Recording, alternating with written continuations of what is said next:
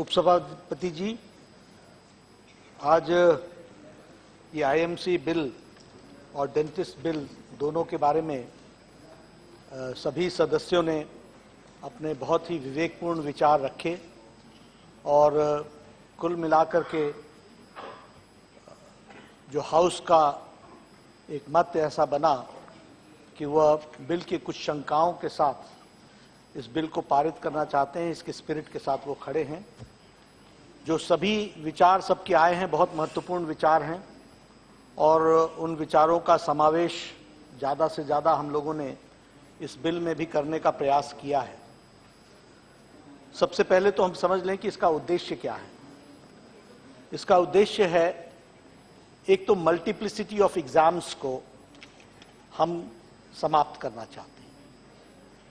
जब entrance examination कोई student देता है तो उसको state to state, college to college, covering long distances और हर समय एक के बाद एक एग्जामिनेशन भी देना पड़ता है। तो ये जो मल्टीप्लिसिटी ऑफ एग्जामिनेशंस है उससे उसको बचाने के लिए और एक एग्जाम दे करके अपनी रैंकिंग के माध्यम से वह मेडिकल कॉलेज में एडमिट हो सके, इस तरीके का प्रयास किया गया है। दूसरा है कि फेयर एंड ट्रांसपेरेंट एग्जाम्स। हमारी कोशिश है, हम जानते हैं कि फेयर एंड ट्रांसपेरेंट एग्जामिनेशंस की दृष्टि से अगर हम देखें तो बहुत से ऐसे इंस्टीट्यूशंस हैं जहां कैपिटेशन फी की बात आती है और जहां एडमिशंस में फ्री फेयर एग्जाम्स नहीं कंडक्ट हो पाते हैं। और तीसरी बात है कि नॉन एक्सप्लॉयटिव प्रोसेस, जिसमें एक्सप्लॉयटेशन न हो। हमारे यहाँ जो अभी व्यवस्था है उस व्यवस्था के अंतर्गत स्टूडेंट्स का एडमिशन के सिलसिले में एक्सप्लॉयटेशन भी कई किस्म तरीके से होता है, खास करके वो कैपिटेशन फीस के साथ ज़्यादा जुड़ा हुआ रहता है। तो ये सारी चीज़ों को पारदर्शी करते हुए एक कॉमन एंट्रेंस एग्जाम हो, मल्टीप्लिसिटी ऑफ एग्जामिनेशंस ना हो, इसके साथ साथ फेयर हो, ट्रांसपेरेंट हो, इस बात को ध्यान में रखते हुए इस बिल को लाया गया है। यह बात जरूर है कि ऑर्डिनेंस इसलिए लाया गया क्योंकि सुप्रीम कोर्ट के ऑर्डर के पश्चात कुछ विषय ऐसे आए थे जिसके कारण ऑर्डिनेंस लाना पड़ा। लेकिन एक बात बहुत स्पष्ट होनी चाहिए कि सरकार की मंशा, the intention of the government to bring NEET was there because it was initiated by the government that we should have a NEET examination, national eligibility cum entrance examination test for medical examination and dental examination also, dentists के लिए भी होना चाहिए। और इसी intention को ला करके जब सरकार ने इस नोटिफिकेशन को रखा था तो सुप्रीम कोर्ट ने उसको क्वैश किया था। तो Supreme Court at that point of time had intervened, but the intention of the government was there to bring the NEET. It is not that the Supreme Court has brought the NEET, it is the government which has brought the NEET. It was quashed by the Supreme Court and later on the review petition, it was again reconsidered और reconsideration के साथ Supreme Court ने ये कहा कि हम आपका status जो पुराना था नोटिफिकेशन का उसको बहाल करते हैं। We remove the orders of quashing जो हमने किया था वो हम उसको विड्रॉ करते हैं, यानी वह स्टेटस फिर से आपको बहाल करते हैं, the status of starting the national entrance examination test. अब जब नेशनल एंट्रेंस एग्जामिनेशन टेस्ट की बातचीत आई और हम लोगों ने उस कार्य को शुरू किया, उसी बीच में सुप्रीम कोर्ट में कोई और भी PIL लग गई जिसमें उन्होंने कुछ इश्यूज रेज किए। उन इश्यूज का जवाब देते देते एक ऐसा समय आ गया जब हमारा all India preliminary examination test that is on 1 मई जो होना था उसकी डेट आ गई। तो जो प्रोनाउंसमेंट, फाइनल प्रोनाउंसमेंट आई सुप्रीम कोर्ट की, वो फाइनल प्रोनाउंसमेंट ये थी कि AIPMT, the all India preliminary test which was held on 1st is NEET phase 1, and on 24th of July you will have NEET phase 2, and on 17th of August you will declare the results. ये supreme court का final announcement आया। इस final announcement के बाद, जैसा कि प्रेमचंद जी ने भी कहा कि उस समय पार्लियामेंट हाउस सेशन समाप्त हो रहा था, तो we could have extended and gone for it. लेकिन हुआ क्या कि पार्लियामेंट समाप्त हो चुकी थी जब रिप्रेजेंटेशंस आने शुरू हुए, and representations from the state governments, from parents of the students, हर एक की तरफ से रिप्रेजेंटेशंस आने लगे। जो रिप्रेजेंटेशंस आए उसके 3 कंसर्न्स थे। नंबर 1 कंसर्न वाज कि अब हमको जो पीएमटी हम नीट देंगे, so we will have to appear only in English and Hindi, which we can't do. दूसरा कंसर्न था पैरिटी ऑफ लैंग्वेज, और तीसरा कंसर्न था ऑन गोइंग टेस्ट, कि हमारे टेस्ट शुरू हो गए हैं, हम लोगों ने फॉर्म भर दिया है, अब हमारा टेस्ट होना है, हम उसकी तैयारी कर रहे हैं, हमने अपने आप को उसके लिए पूरा तैयार कर लिया है। इस तरीके की रिप्रेजेंटेशन स्टेट गवर्नमेंट से आई। 3 इश्यूज में थे, language, syllabus and ongoing test. जो टेस्ट शुरू हो गए हैं उनका क्या होगा। हम लोगों ने हेल्थ मिनिस्टर्स की मीटिंग बुलाई, हेल्थ मिनिस्टर्स के साथ बातचीत की, उनका कंसर्न इन तीनों बातों पर था, और सभी हेल्थ मिनिस्टर्स का यह कंसर्न था कि नीट शुड कंटिन्यू, नीट को लागू करना चाहिए। In letter and spirit we are with NEET, but at this point of time we will not be able to go forward because our students have got no time left. Already NEET phase 1 हो चुका है और NEET phase 2 की date आ चुकी है। अब 1-1.5 महीने के अंदर, within period of 1.5 months, what are we going to do, what we can do. इसलिए हमको इसके बारे में विचार करना चाहिए। We also called the meeting of all party meeting. In all party meeting also it was decided that NEET in principle we agree, but it is prudent to see to it that undergraduate examination जिसके लिए time नहीं रह गया है, so it is prudent that for this undergraduate examination we should ask that the old system should continue. इसके लिए हमको उसमें provision करना चाहिए।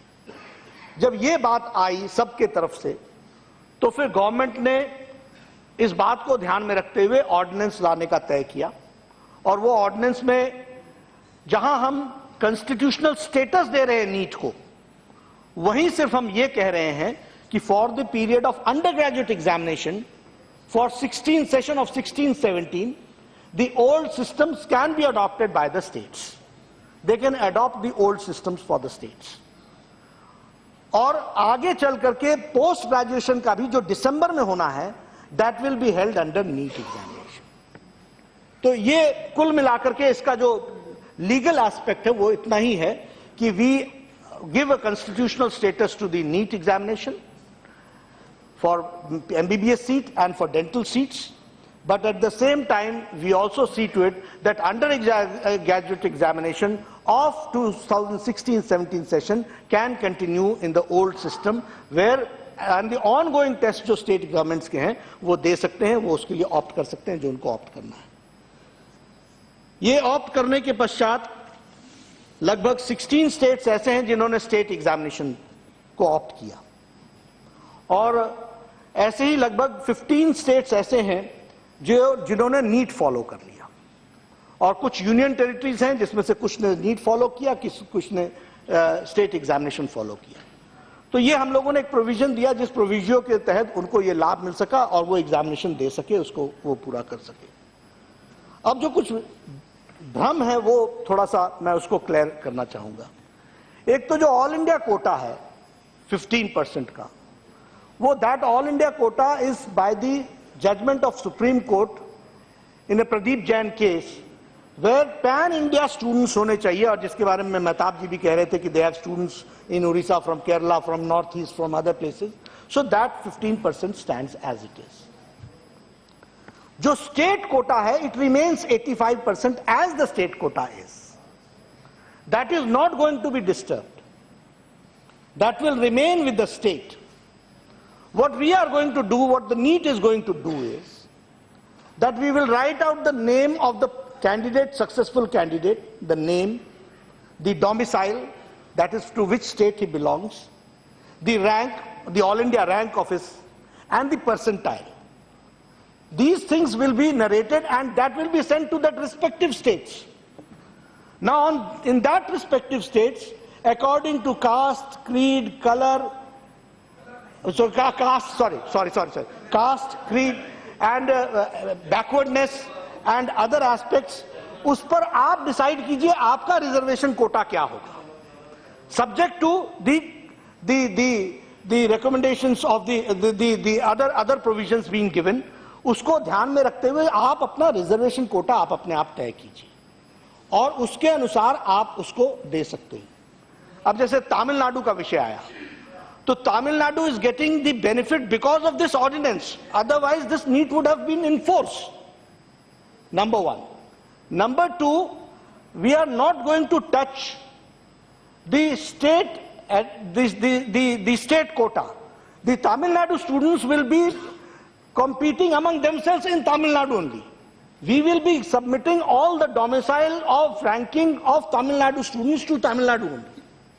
And they will be taking care of their places, and ranking and counseling will take place in Tamil Nadu itself.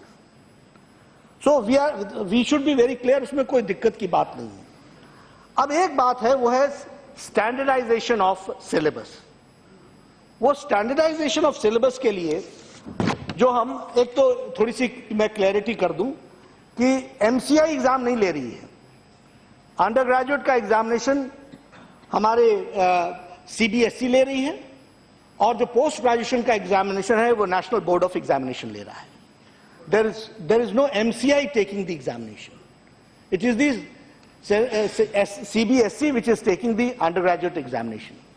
और उसमें भी जो स्टैंडर्डाइजेशन का प्रोसेस है वो ये है कि curriculum and syllabus of 11th and 12th formulated bye NCERT, national curriculum, under the national curriculum framework, जो ये सिलेबस है उसी सिलेबस को लेकर के हम आगे बढ़ेंगे। All boards in the country and central boards and state boards adopt syllabus from NCERT itself. तो हम इसको कंसिडरेशन में रख रहे हैं। एनसीईआरटी हमारा फॉर्मुलेशन जो हुआ है, उस फॉर्मुलेशन के तहत उनका सिलेबस बनेगा। उस सिलेबस में we will be taking care of the जो ये डिफरेंस है, जो गैप है, उसको हम कवर करेंगे। और हम स्टैंडर्डाइजेशन ऑफ सिलेबस करेंगे so that the students of the rural background also are taking care of it. People who are taking 10+2 or matriculation, they are also taking care of it. And at the same time, जो हम urban और rural का जो हम difference की बात कर रहे हैं, उसको आप रिजर्वेशन से पूरा कर सकते हैं। You can give them bonus marks. People coming from rural area, if you want to give them 2 marks, you can do it. It is up to you. You can give them bonus marks. You can fill the gap. We are only going to rank the students, and we are going to give the set of the students to the respective states. This is the clarity which I would like to give to you, जो हम आपको बताना चाहते हैं। जहां तक fees का सवाल है, एक बात मैं बता दूं कि ये जो प्राइवेट इंस्टीट्यूशंस हैं, they will not get the benefit of this 2016-17. They will come under NEET. This should be very clear, loud and clear. और जो आप करप्शन की बात कर रहे थे, वो करप्शन यहां से शुरू होता है। इसलिए हमने उसको बिल्कुल, we have not given them the permission. They will be appearing in deemed university, private colleges, board, ये जितने भी हैं, they all will come under NEET. Their examination will be conducted by NEET. That is what I would like to say. जहां तक fees structure का सवाल है, there is a committee by the respective states headed by जजेस, and they decide about the fees structure.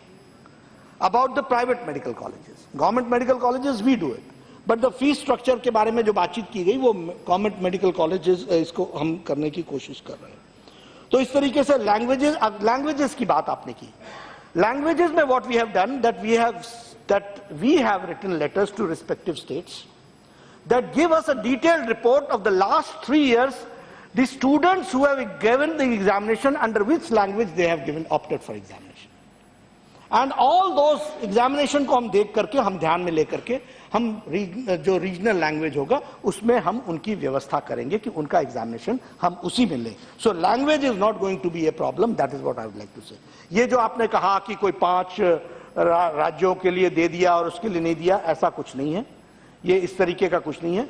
Health ministry ने सभी states को लिखा है कि आप पिछले 3 साल में जो आपका स्टेट बोर्ड था, जो एग्जाम्स लेता था, उसने कितने स्टूडेंट्स का एग्जाम्स लिया है, कितने मराठी में उत्तीर्ण हुए, कितने मलयालम में हुए, कितने तेलुगु में हुए, कितने कन्नड़ में हुए, और उसके अनुसार we are going to decide and we are going to see to it that every student is able to give examination in his language. That is what we are trying to do it. That is what we are, and that is we are going to do. So the language issue, the fees issue and the stabilisation of syllabus, इन तीनों चीजों को हम लोगों ने ध्यान में रख करके हमने इसको कार्य करने का प्रयास किया है. कुछ बहुत चर्चा एमसीआई के बारे में हुई है. वो एमसीआई का इससे संबंध नहीं है, लेकिन फिर भी मैं आपको बता देता हूं कि एमसीआई पर एक कमेटी आदरणीय प्रधानमंत्री जी ने बनाई थी. That is now at the final stage. Recommendations have come from the standing committee also. We have taken that also into consideration, and stakeholders have been called, and almost एक जिसको कहते हैं कि उसकी कमिटी की रिपोर्ट तैयार हो रही है.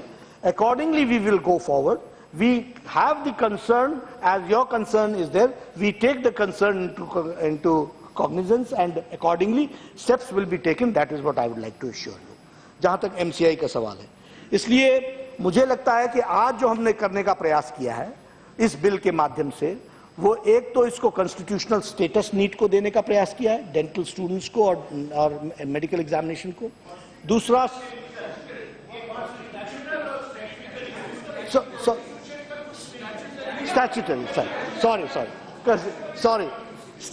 स्टैट्यूटरी स्टेटस देने का तय किया है. और दूसरा ये कि इसमें 2016-17 में जो लोग एग्जामिनेशन के प्रोसेस में चल रहे थे उनको करने का प्रयास किया.